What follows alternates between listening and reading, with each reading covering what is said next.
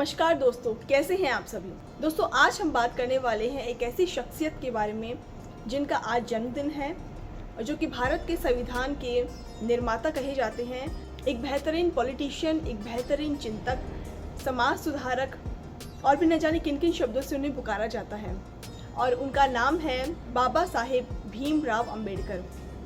Friends, आज बाबा साहेब की जयंती है और आज उनके जन्मदिन पर हम उन्हें याद करना चाहते हैं और इसके साथ साथ में उनके द्वारा दिखाए गए रास्ते को, उनके द्वारा दिखाए गए पथ पर हम चलना चाहते हैं। इनके योगदान, इनके समर्पण भाव और जिस तरह से इन्होंने भारत के लिए, न सिर्फ भारत के लिए बल्कि इसके साथ साथ में पूरे विश्व के लिए जो उन्होंने कार्य किया है, जो योगदान ये दे करके गए हैं, वो अतुलनीय है। उसका महत्व, उसका मूल्य नहीं लगाया जा सकता।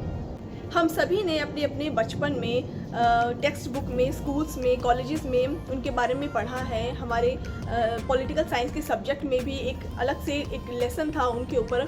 लेकिन वहाँ पर बहुत सारी जानकारी लेने के बाद भी, बहुत कुछ याद करने के बाद भी, एग्ज़ाम्स देने के बाद भी मुझे ऐसा लगता है कि वो पढ़ाई सिर्फ किताबी पढ़ाई थी, वो स्टडीज़ सिर्फ हमने बुक्स के थ्रू की थी। लेकिन रियल में अगर आप बाबा साहेब को जानना चाहते हैं, इनके बारे में और भी कुछ सीखना चाहते हैं, इनके जीवन से जो सीख हम ले सकते हैं वो सीख आप लेना चाहते हैं, तो रियल में इनकी लाइफ पर हमें गहराई के साथ रिसर्च करना होगा और इसके साथ साथ में उन्हें गहराई के साथ स्टडी करना होगा। तो ये एक कोशिश है, इस वीडियो को बनाना एक कोशिश है कि हम उन्हें याद करें और वो जो योगदान भारतीय संविधान में, भारतीय इतिहास में, भारतीय राजनीति में जो अपना योगदान देकर के गए हैं, हम उसे याद करें, उसको रिमाइंड करें और सच में ये जानें कि आज जिस आज़ाद भारत में हम सांस ले रहे हैं, जिस आज़ाद भारत में हम जी रहे हैं पूरे अधिकारों के साथ, न सिर्फ पुरुष, महिलाएँ, दलित वर्ग, हम सभी, वो किसकी देन है, वो किसकी वजह से, किसके प्रयासों की वजह से ऐसा संभव हो पाया है, उन्हें जानना, उन्हें नमन करना बहुत ज़रूरी है। जैसा कि हम सभी जानते हैं कि भीमराव अंबेडकर जी का जन्म एक दलित परिवार में हुआ था, महार जाति में हुआ था, जो कि उस समय अछूत मानी जाती थी। तो आप सोच के देखिए कि एक बच्चा, एक छोटा सा बच्चा जिसे कि हर दिन हर पल अछूत कहा जाता है, जिसे हर पल ये महसूस कराया जाता है कि वो एक दलित वर्ग से बिलोंग करता है और अछूत है, जिसको कि जो कि अनटचेबल है, तिरस्कृत है, जिसकी कोई इज्जत नहीं है समाज में। तो आप सोचिए कि उस बच्चे पर क्या बीतती होगी। बाबा साहेब भीमराव अंबेडकर जन्म से और छोटे बचपन, अपने बचपन से ही इस फीलिंग को, इस तिरस्कार को सहते आए हैं और साथ साथ में जैसे जैसे वो बड़े होते हैं वैसे वैसे उनका ये जीवन और भी ज़्यादा कष्टप्रद होना शुरू हो जाता है।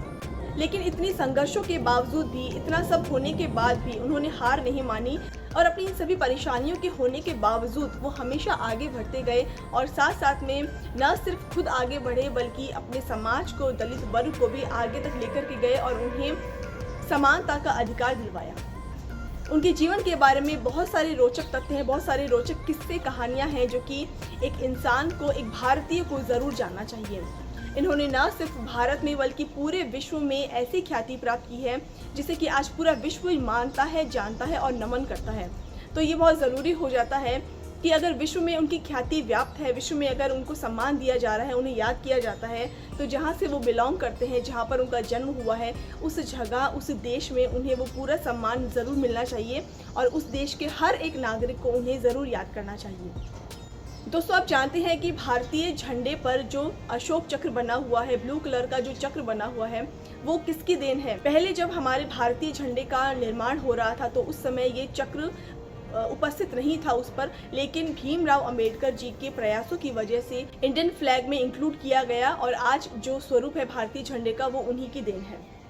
इसके अलावा मजदूर वर्ग जो कि पहले 12-14 घंटे काम किया करते थे फैक्ट्रीज में, तो उनके इस काम करने की सीमा को लिमिट करके, कम करके 8 घंटे करवाने का जो श्रेय है वो भी बाबा साहेब भीमराव अंबेडकर जी को जाता है।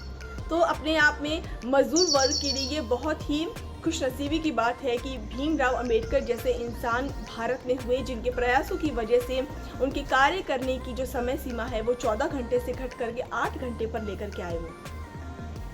अंबेडकर जी को पढ़ने का बहुत ज़्यादा शौक था। वो एक महार जाति से, एक दलित जाति से बिलोंग करते थे, इसलिए स्कूल में उन्हें कभी भी एंट्री नहीं दी गई। जब वो छोटे थे और स्कूल पढ़ने के लिए बाहर निकले तो विद्यालय में उन्हें एंट्री नहीं दी गई। बस ये कह करके, क्योंकि वो एक अछूत जाति को बिलोंग करते हैं, तो उन्हें कक्षा के बाहर बिठा करके पढ़ने की अनुमति दी गई। और इसके साथ साथ में अपना सामान, अपना जहाँ पर वो बैठते थे वो बोरी वो साथ में लेकर के आते थे, क्योंकि कोई और उसको टच नहीं करना चाहता था। अगर कोई और उसको टच करता तो ऐसा माना जाता था कि वो भी अछूत हो जाएगा। तो आप सोच करके देखिए, एक बच्चा जो विद्यालय में पढ़ाई करने के लिए आया है, शिक्षा ग्रहण करने के लिए आया है, और उस बच्चे के साथ इस तरह का व्यवहार होता है कि उसे पढ़ने की अनुमति नहीं है, सब बच्चों के साथ कक्षा में बैठने की अनुमति नहीं है, उसे सबके साथ पानी पीने की अनुमति नहीं है, तो सोच कर देखिए उस बच्चे के मासूम मन पर क्या असर पड़ता होगा। लेकिन बाबा साहेब इन सभी बातों से, इन सभी हर्डल्स को पार करते हुए आगे से आगे बढ़ते गए और अपने आप को इतना ज़्यादा उन्होंने एजुकेट किया कि उनकी एजुकेशन के बल पर ही सभी ने उनका लोहा माना। वो बच्चा जिसे कि स्कूल में पढ़ने तक की अनुमति नहीं थी, वो बच्चा कोलंबिया यूनिवर्सिटी में जाकर के टॉप करता है और डॉक्टर्स ऑफ ऑल की उपाधि प्राप्त करता है। क्या आप जानते हैं कि डॉक्टर्स ऑफ ऑल की उपाधि पूरे विश्व में, न सिर्फ भारत में बल्कि पूरे विश्व में सिर्फ एक इंसान के पास है, और वो है डॉक्टर भीमराव अंबेडकर। बहुत से लोगों ने ये उपाधि लेने की कोशिश की, लेकिन अभी तक कोई सफल नहीं हो पाया है। डॉक्टर ऑफ ऑल का मतलब ये हुआ कि आपको सभी विश्व में जितने भी सब्जेक्ट्स हैं उन सभी सब्जेक्ट्स में डॉक्टरेट की उपाधि आपको मिलती है। तो इस डिग्री को पाने वाला एक ही इंसान है अब तक, वो है डॉक्टर भीमराव अंबेडकर। पढ़ने की बात जहाँ तक आती है, किताबों को पढ़ने का शौक अंबेडकर जी को शुरू से ही रहा था, लेकिन शुरुआत में क्योंकि उनके पास बुक्स खरीदने के लिए पैसे नहीं होते थे, बुक्स खरीदने के लिए क्या, उनके पास खाने के लिए भी पैसे नहीं होते थे, तो किताबों को वो कहीं से लाइब्रेरी में जा कर के छुप छुप करके पढ़ा करते थे। और छुप छुप कर इसलिए पढ़ा करते थे क्योंकि वो एक दलित जाति को बिलोंग करते थे, तो लाइब्रेरी में भी उनको एंट्री नहीं दी जाती थी। एक दिन का ऐसा ही वाकया मैं आपको बताती हूँ। वो लाइब्रेरी में पढ़ रहे थे, एक कोने में बैठ करके किसी किताब को पढ़ रहे थे और साथ में एक ब्रेड का टुकड़ा खा रहे थे। तो जैसे ही लाइब्रेरियन वहाँ आई और उन्होंने देखा कि बाबा साहेब किताब पढ़ रहे हैं और साथ में वहाँ पे खा भी रहे हैं, तो उन्होंने बहुत डांट लगाई और वो बहुत नाराज़ हुई और उन्हें वहाँ से जाने के लिए बोला। लेकिन बाबा साहेब इस बात से घबराए नहीं, उन्होंने साफ गोई और अपने साफ शब्दों में कहा कि मेरे पास खाना खाने के लिए पैसे नहीं हैं, मेरे पास कैंटीन में जाकर के खाना खाने की हैसियत नहीं है, इसलिए मैं यहाँ लाइब्रेरी में बैठ कर के ही पढ़ रहा हूँ और यहीं पे खा रहा हूँ। सो लाइब्रेरियन उनकी इस साफ गोई से, इस तरह से साफ मन से बहुत ज़्यादा खुश हुई और उन्होंने उन्हें प्रॉमिस किया कि वो लाइब्रेरी में पढ़ सकते हैं, और अगले दिन से लाइब्रेरियन खुद उनके लिए खाना लेकर के आने लगी। भीमराव अंबेडकर किसी भी मीटिंग में जाते, किसी से मिलने के लिए जाते, तो वहाँ से ज़रूर कुछ ना कोई बुक ज़रूर लेकर के आते थे। फिर सेकेंड हैंड बुक लेकर के आए, वो बुक्स ज़रूर लेकर के आते थे और उन बुक्स को अपनी खुद की कलेक्शन में रख लिया करते थे। क्या आप जानते हैं कि बाबा साहेब के पास बुक्स का बहुत बड़ा कलेक्शन था? तो उनके पास कितनी बुक्स रही होगी जिनके पास किताब पढ़ने के लिए, किताब खरीदने के लिए पैसे नहीं थे। जब उनका आखिरी समय आया तो उनकी एक पर्सनल लाइब्रेरी थी और उस लाइब्रेरी में थी तकरीबन 50,000 किताबें। जी हाँ दोस्तों, सोच करके देखिए एक इंसान कहाँ से कहाँ पहुँच गया सिर्फ और सिर्फ अपनी एजुकेशन की वजह से। बाबा साहेब को कहीं पर भी अपना समय बर्बाद करना या फिजूल में कहीं इधर उधर जाना बिल्कुल पसंद नहीं था, इसलिए जब कभी उन्हें कोई खाने पर या दावत पर बुलाता था तो वो हमेशा मना कर देते थे। और मना करने का कारण वो ये बताते थे कि अगर आप मुझे दावत पर बुला रहे हैं तो आप ऐसा कीजिए कि आप खुद ही टिफ़िन बना करके मेरे घर आ जाइए और यहीं पर हम खाना खा लेते हैं, क्योंकि जब मैं बाहर आऊँगा, तैयार होऊंगा, फिर आपसे मिलूँगा, इधर उधर की बातें करूँगा, फिर अपने घर आऊँगा, इन सारे कामों में मेरा 1 से 2 घंटा ख़राब हो जाएगा। तो इससे अच्छा है कि इन 1-2 घंटों को मैं अपने किसी और अच्छे काम में लगाऊँ ताकि मैं और भी आगे देश का विकास कर सकूँ। तो देखिए इस तरह की सोच उस समय वो रखा करते थे। डॉक्टर भीमराव अंबेडकर की ख्याति विश्व में इतनी ज़्यादा प्रसिद्ध है कि कोलंबिया यूनिवर्सिटी में मेन गेट पर उनकी एक मूर्ति बनी हुई है और जहाँ पर लिखा हुआ है सिंबल ऑफ नॉलेज। जी हाँ दोस्तों, नॉलेज का सिंबल बाबा साहेब भीमराव अंबेडकर को घोषित किया गया है कोलंबिया यूनिवर्सिटी के थ्रू। कोलंबिया यूनिवर्सिटी ने अपने पिछले 300 सालों के होनहार स्टूडेंट्स का एक सर्वे किया, जिसमें उन्होंने पहला स्थान दिया डॉक्टर भीमराव अंबेडकर को। भीमराव अंबेडकर जी 11 भाषाएं जानते थे, 64 सब्जेक्ट्स के महारथी थे, उन्हें हर एक सब्जेक्ट का एक्सपर्ट कहा जाता है। इसी वजह से उन्हें कोलंबिया यूनिवर्सिटी ने डॉक्टर्स ऑफ ऑल की उपाधि भी दी है।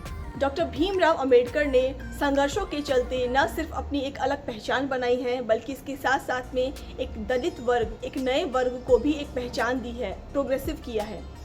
ऐसे भारतीय महापुरुष को हम शत शत नमन करते हैं। बाबा साहेब के जीवन से हमें यही शिक्षा मिलती है कि लाइफ में चाहे कितनी भी कठिनाइयाँ आ जाए, कितनी भी प्रॉब्लम्स आ जाए, कितने भी हर्डल्स आ जाए, लेकिन हमें उनके ऊपर फोकस नहीं करना है, बल्कि उसके सॉल्यूशन के ऊपर फोकस करना है। प्रॉब्लम पे फोकस न करके अगर आप सॉल्यूशन पे फोकस करेंगे तो शायद आप अपने जीवन में उनका सॉल्यूशन जल्दी ढूंढ पाएंगे। बाबा साहिब ने भी अपने जीवन में ये नहीं देखा कि मेरे पास ये रिसोर्सेज नहीं है, कभी शिकायत नहीं की, कभी किसी से हेल्प नहीं मांगी, बल्कि सिर्फ और सिर्फ अपनी प्रॉब्लम्स का सॉल्यूशन करते गए और धीरे धीरे जीवन में आगे बढ़ते गए।